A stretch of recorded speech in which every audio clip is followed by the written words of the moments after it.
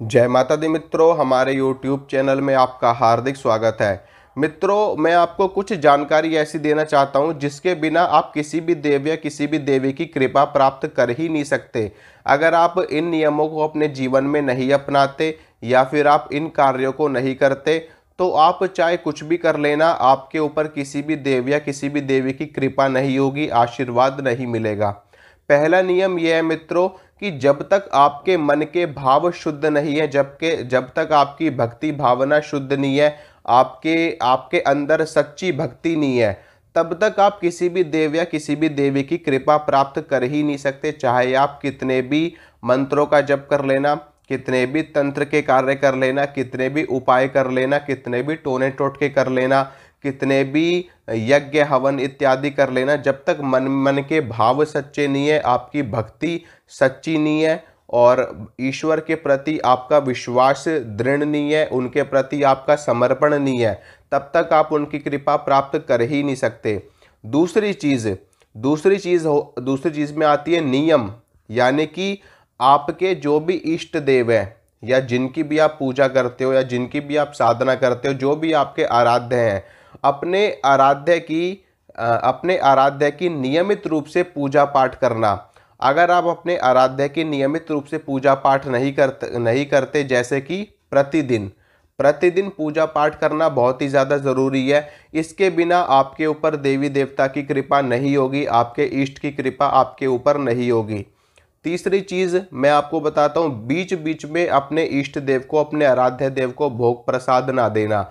अगर आप अपने आराध्य देव को, अपने भगवान को, माँ भगवती को या जिनको भी आप मानते हो, अगर आप बीच बीच में उनको भोग प्रसाद नहीं देते या फिर उनको उनके लिए आप हवन नहीं करते, उनके खाने के लिए कोई सामग्री आप उनको नहीं देते, कोई भोजन उनको नहीं देते, प्रसाद नहीं चढ़ाते, भोग नहीं देते उनको, तो भी उनकी कृपा आपके ऊपर नहीं होगी।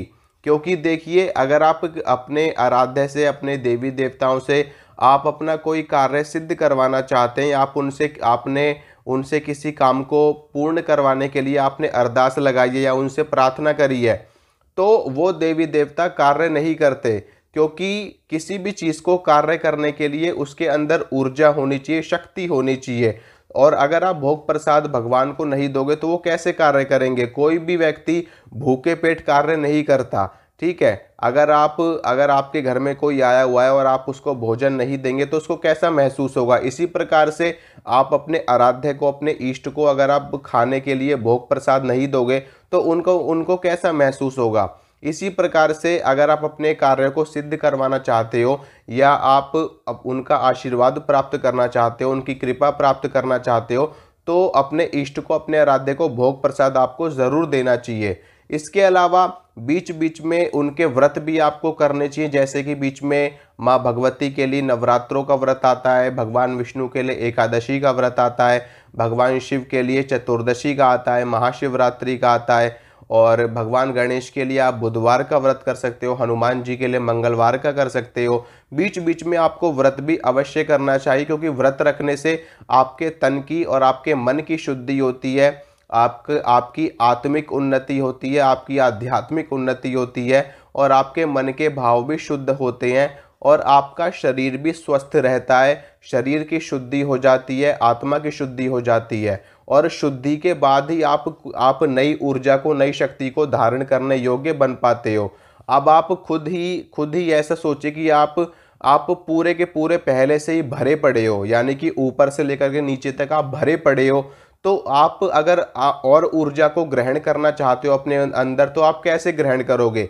जब तक आप अपने अंदर की नकारात्मक ऊर्जा को नहीं निकाल देते बाहर, तब तक आप अपने अंदर सकारात्मक ऊर्जा को ग्रहण कर ही नहीं सकते। इसीलिए व्रत करने से, उपवास करने से और सत्य वचन बोलने से, सदैव सत्य का साथ देने से, सदैव परोपकार करने से, दूसरों का भला करने से आपकी जितनी भी नकारात्मकता है वो नष्ट हो जाती है और आपके अंदर सकारात्मक ऊर्जा का प्रवेश होना शुरू हो जाता है। इसीलिए ये सारी चीज़ें करनी अति आवश्यक होती हैं। व्रत उपवास आप जरूर किया करो बीच बीच में, इससे मन की और तन की शुद्धि होती है। इसके अलावा मित्रों, ब्रह्मचर्य का पालन, अगर आप ब्रह्मचर्य का पालन भी नहीं करते, ठीक है, यानी कि जैसे जो आपके आराध्य का दिन है मान लीजिए आप हनुमान जी की पूजा करते हो तो हनुमान जी की विशेष रूप से पूजा मंगलवार को और शनिवार को करी जाती है।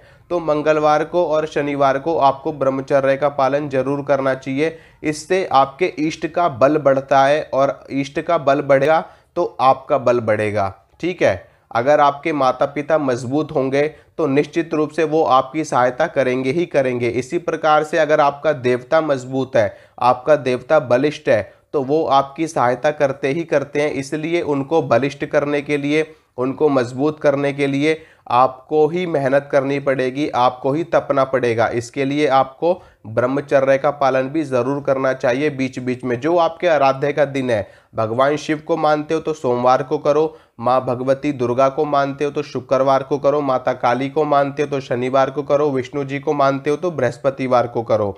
बीच बीच में व्रत उपवास भी करने अति आवश्यक होते हैं। इससे क्या होता है, हमारे तन की शुद्धि होती है, मन की शुद्धि होती है, हमारे विचारों की शुद्धि होती है। हमारे जो मानसिक विचार है, जो हमें बार बार नकारात्मक विचार आते हैं, नेगेटिव सोच हमारी जो हो जाती है बीच बीच में, तो उसकी शुद्धि हो जाती है ब्रह्मचर्य का पालन करने से। तो ये सारी चीज़ें आपको ज़रूर करनी चाहिए और कंटिन्यू इनका पालन करना चाहिए। इसी से आपको इष्ट की कृपा मिलेगी, देवी देवताओं की कृपा मिलेगी। अगर आप इन चीज़ों को अपने जीवन में धारण नहीं करते तो आप कितनी भी साधना कर लेना, कितने भी मंत्रों का जप कर लेना, कितना भी उपाय टोना टोटका कर लेना, आपको भगवान की कृपा नहीं मिल पाएगी। ठीक है मित्रों, तो आशा करता हूँ मित्रों जो जानकारी मैंने आपको दी आपको समझ में आई होगी, आपको अच्छी लगी होगी। अगर मेरे द्वारा दी गई जानकारी आपको अच्छी लगती है, पसंद आती है, तो वीडियो को लाइक करना, वीडियो को शेयर करना, चैनल को सब्सक्राइब करना। इसी तरह की जानकारी मैं आपको लगातार देता रहूँगा। मिलूंगा आपसे अगली वीडियो में, तब तक के लिए जय माता रानी की।